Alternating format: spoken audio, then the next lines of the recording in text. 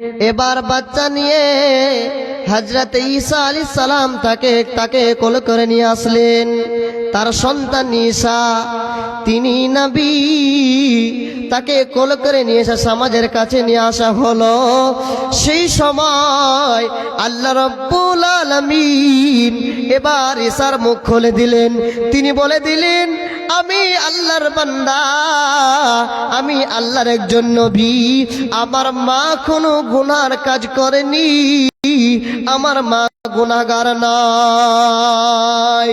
হে মা আমার, বোন আমার, এইভাবে যদি তোমরা আল্লাহর উপরে তাওয়াক্কুল করতে পারো, আল্লাহর উপরে ভরসা করতে পারো, তবে জেনে নাও আল্লাহ রাব্বুল আলামিন এইরকম করে আল্লাহ আমাকে, আপনাকে, তোমাকে উদ্ধার করবে।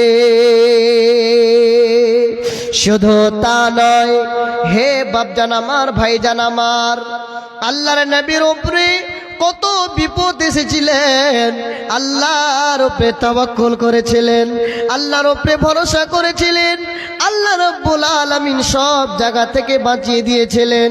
শহীদ সিরাত পড়বেন, আল্লাহর নবীকে কাফেরেরা মারার জন্য দারুন নাদওয়াতে মিটিং চালু করলেন।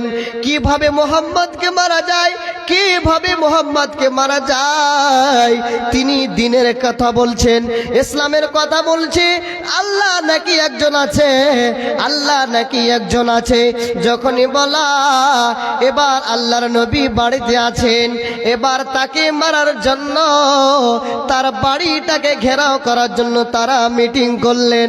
যখনই মিটিং করা, আল্লাহ রাব্বুল আলামিন এবার ওয়াহির মাধ্যমে জানিয়ে দিলেন, ওরে আমার নবী, হে আমার হাবিব, তুমি সেই জায়গাতে আর থাকো না, তুমি আর মক্কাতে থাকো না, তোমাকে কাফির বেদিনেরা খতম করে দিবে, তোমাকে শেষ করে দিবে। যখনই বলা, এবার কাফির মুশরিকেরা আল্লাহর নবীর বাড়িটাকে ঘেরাও করে রেখেছেন। এবার আল্লাহর নবী হযরত আলীকে বিছানাতে শুইয়ে দিয়ে আল্লাহর নবী ইসমে আজম পড়ে এক মুঠো বালু নিয়ে চোখে ফিরিয়ে দিলেন সকল মুশরিকদের। এবার আল্লাহর নবী সেই জায়গা থেকে পালিয়ে গিয়ে হযরত আবু বকরকে নিয়ে এবার আস্তে আস্তে করে এবার সেই জায়গা থেকে যখন সকাল হয়ে যায়, সকাল হওয়ার আগে এবার গারে হিরাতে আল্লাহর নবী হযরতে আবু বকর সেই জায়গাতে যে আশ্রয় নিলেন।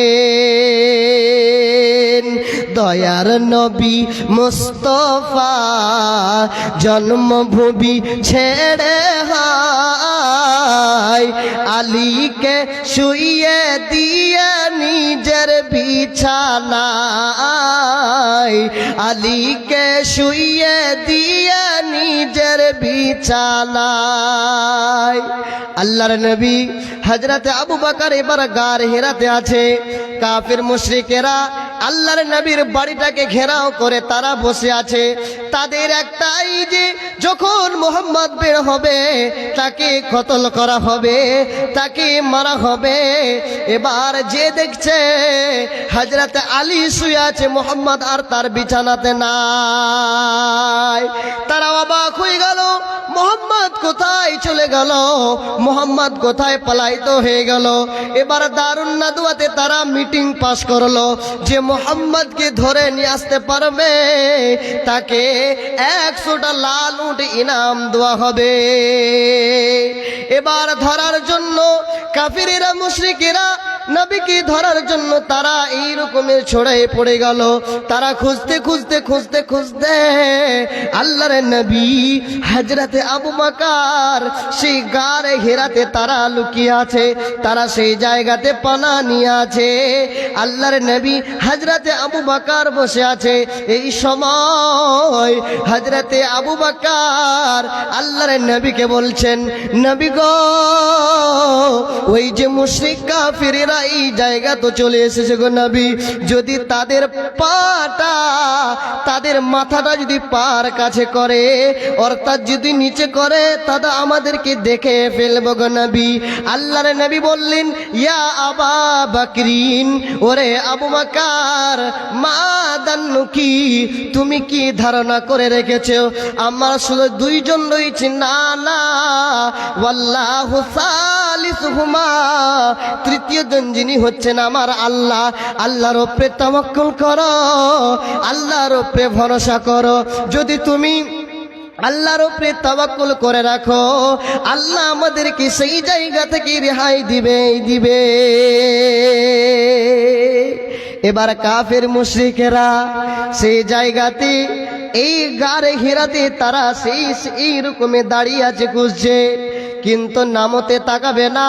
আল্লাহ রাব্বুল আলামিন এমন ভাবে ফয়সালা করলেন, হে নবী, হে মুহাম্মদ, এত যখন তোমার বিশ্বাস, এত যখন তোমার আমার উপরে ভরসা, আমি আল্লাহ কাফির মুশরিকদের আর দেখাতে দিব, এতটা আমি আল্লাহ তাদেরকে সুযোগ দান করব না।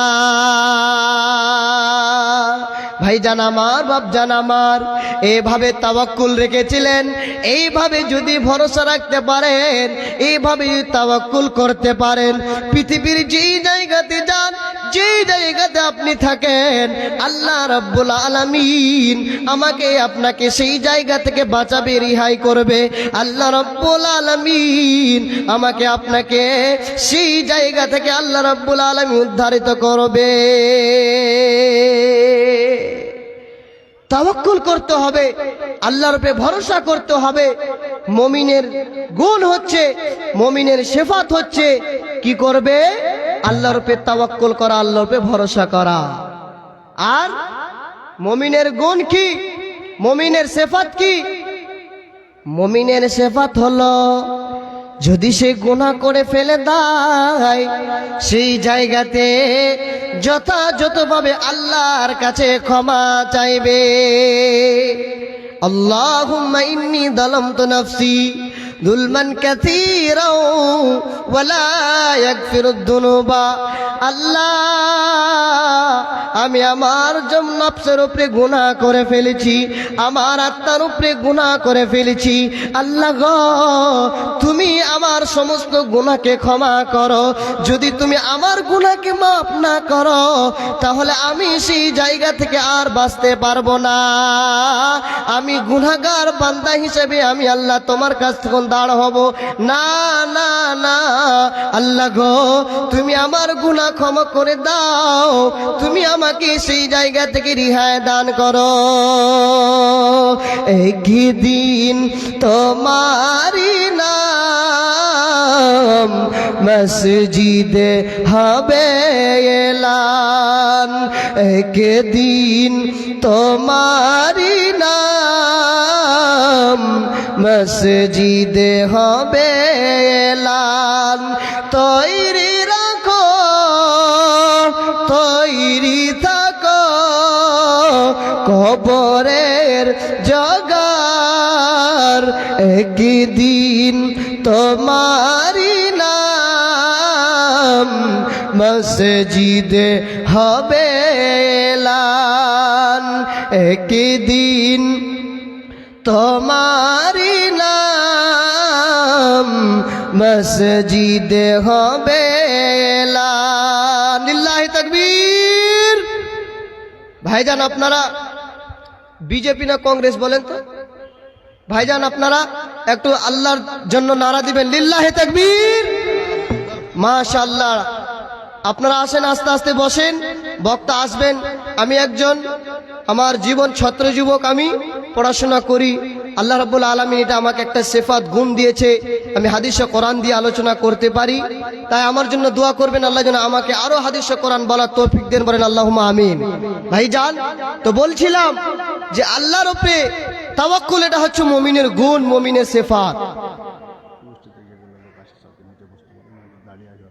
ঠিক আছে, ঠিক। আল্লাহর মুমিনের সিফাত হচ্ছে যে আল্লাহর উপরে তাওয়াক্কুল করা, আল্লাহর উপরে ভরসা করা। তৃতীয় নম্বর কি বললাম? মুমিনের সিফাত, মুমিনের গুণ হচ্ছে যে সেই যদি গুনাহ করে দেয়, এই রকমের গুনাহ করে ফেলে দেয়, তাহলে আল্লাহর কাছে ক্ষমা চাইবে। চাইনি? নবীরা আল্লাহর কাছে ক্ষমা চেয়েছিলেন।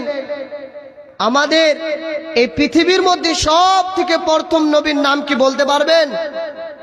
হযরত আদম আলাইহিস সালাম। তিনি জান্নাতে ভুল করে আবার তিনি আল্লাহ রাব্বুল আলামিন তাকে পৃথিবীর মধ্যে পাঠিয়ে দিলেন। আর তিনি গুনাহ বুঝতে পেরে আল্লাহর কাছে তওবা করলেন, আল্লাহর কাছে ক্ষমা চেয়ে, আল্লাহ তুমি আমার গুনাহকে মাফ করো।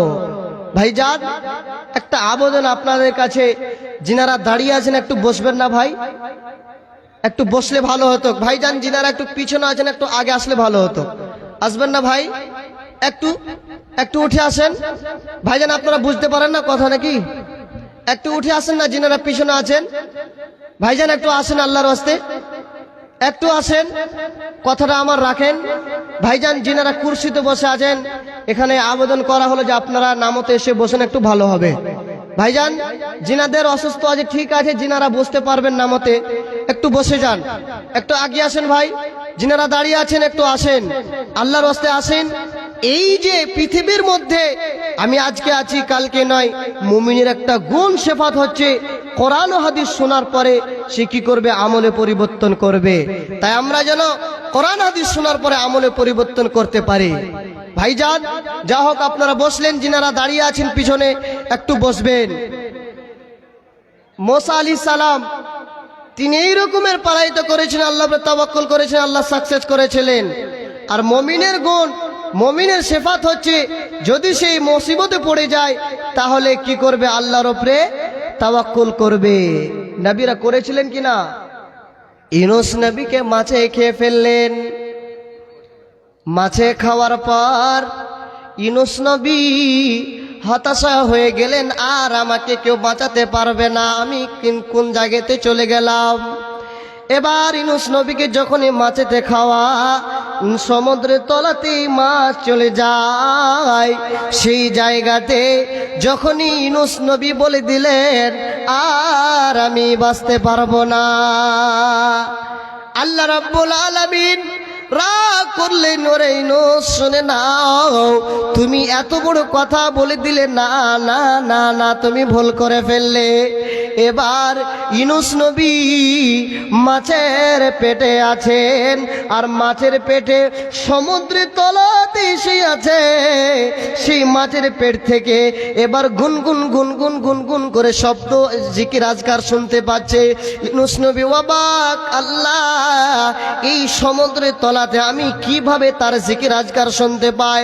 যখনই শোনা, এবার ইউনূস নবী বললেন, না না, এই যে মাছের তলাতে, এবার পানির তলাতে মাছের পেটে আমি রয়েছি, আর এই রকমের সমুদ্রের তলাতে জিনায় যত রকমের আল্লাহ রাব্বুল আলামিনের সৃষ্টি রয়েছে সমস্ত তারা আল্লাহর জিকির গুনগুন গুনগুন গুনগুন করে করেছে। যখনই শোনা, সেই সময় এবার ইউনূস নবী ভুল বুঝতে পেরে, তার মুমিনের সিফাত, মুমিনের গুণ হচ্ছে তাই ভুল বুঝতে পেরে আবার আল্লাহকে ডাকবে। এবার ইউনূস নবী এবার সেই মাছের পেটে এবার বলতে লাগলেন, আল্লাহ আল্লাহুম্মা ইন্নী যালামতু নাফসি যুলমান কাসীরা বলতে লাগলেন। এই বলতে বলতে এরকমের 40 দিন সেই মাছের পেটে ছিলেন। আল্লাহ রাব্বুল আলামিনের উপরে তাওয়াক্কুল করলেন, আল্লাহর উপরে ভরসা করলেন। আল্লাহ রাব্বুল আলামিন তাকে সেই জায়গা থেকে আবার রিহাই দান করলেন। যদি আমরা এইরকমের উপরে এইরকম করে যদি আল্লাহর উপরে তাওয়াক্কুল করতে পারি, আল্লাহর উপরে ভরসা করতে পারি, তাহলে সেই আল্লাহর বান্দা আল্লাহ রাব্বুল আলামিন তাকে সেই জায়গা থেকে রিহাই দান করবে। ভাইজান আমার, বাপজান আমার, হযরত আদম আলাইহিস সালাম তিনি জান্নাতে ছিলেন। আল্লাহ রাব্বুল আলামিন হযরত আদম আর হাওয়াকে বলে দিলেন, দুইজনকে বলে দিলেন, ওরে আদম, তোমরা জান্নাতের যত নাজ নিয়ামত থাকবে সব তোমরা খেতে পাবে, কিন্তু ওই যে গাছের নিচে তোমরা যাবে না। সেই জায়গাতে যদি চলে যাও তাহলে তোমরা হয়ে যাবে জুলুমকারী, তোমরা হয়ে যাবে জালেম, তোমরা হয়ে যাবে গুনাহগার। গুনাহগার বান্দা। কথা যখনই বলা, এবার হযরতে আদম শয়তানের ওয়াসওয়াসায় পড়ে তার স্ত্রীর সাথে এই রকমের জান্নাতের ফল খেয়ে, এই গাছের ফল খেয়ে ফেললেন। যখনই খাওয়া, আল্লাহর অর্ডারে, আল্লাহর হুকুমে তাদের পোশাক খুলে পড়ে গেল। যখনই পড়ে যাওয়া, তারা এইরকমই তাদের শরীরকে তাদের জান্নাতের পাতা দিয়ে ঢাকায়িত করেছিলেন। আল্লাহ রাব্বুল আলামিন এবার আদম আর হাওয়াকে পৃথিবীর মধ্যে আল্লাহ রাব্বুল আলামিন পাঠিয়ে দিলেন, যা যা যা তোরা পৃথিবীতে থাক। এই রকমের যখনই থাকা, হযরতে আদম ভুল বুঝতে পারলেন, আল্লাহ আমি ভুল করেছি। আল্লাহ আল্লাহুম্মা ইন্নী যালামতু নাফসি যুলমান কাসীরা ওয়া লা ইয়াগফিরুয যুনুবা। এই করে করে হযরতে আদম নিজের ভুলের প্রার্থনা করতেন, আল্লাহর কাছে ক্ষমা চাইতেন, আল্লাহ আমাকে ক্ষমা করে দাও, আমার ভুল হয়েছে, আমাকে ক্ষমা করে দাও, আমি আর গুনাহ করব না। এটা হচ্ছে মুমিনের গুণ। মুমিনের গুণ হচ্ছে এই ভুল করার পরে আল্লাহর কাছে ক্ষমা চাওয়া। পৃথিবী আমার আসল ঠিকানা নয়, পৃথিবী আমার আসল ঠিকানা নয়। মুমিনের গুণ, তৃতীয় গুণ মুমিনের কি বলেন? আল্লাহ কোরআনে, যে আমি কোরআন তেলাওয়াত করেছিলাম, ইন্নামাল মুমিনুনা আল্লাযীনা ইযা যুকিরাল্লাহু ওয়াজিলাত কুলুবুহুম ওয়া ইযা তুলিয়াত আলাইহিম আয়াতুহু যাদাতুহুম ঈমানা। মুমিনের গুণ হচ্ছে যখন কোরআন হাদিস তেলাওয়াত করা হবে, যখন কোরআন তেলাওয়াত করা হবে, তখন তার ঈমান বেড়ে যাবে, তখন তার ঈমান বেড়ে যাবে। কিন্তু সবারই ঈমান বাড়ে না ভাই। সবারই ঈমান যদি বাড়তো, হিন্দুস্তানে একজন ব্যক্তি ছিলেন, তিনার নাম হচ্ছে ওয়াসিম রেজভি। তিনি কোরআন পড়ে কোরআন থেকে 26টা আয়াত বলেছিলেন, 26টা আয়াত ভুল আছে।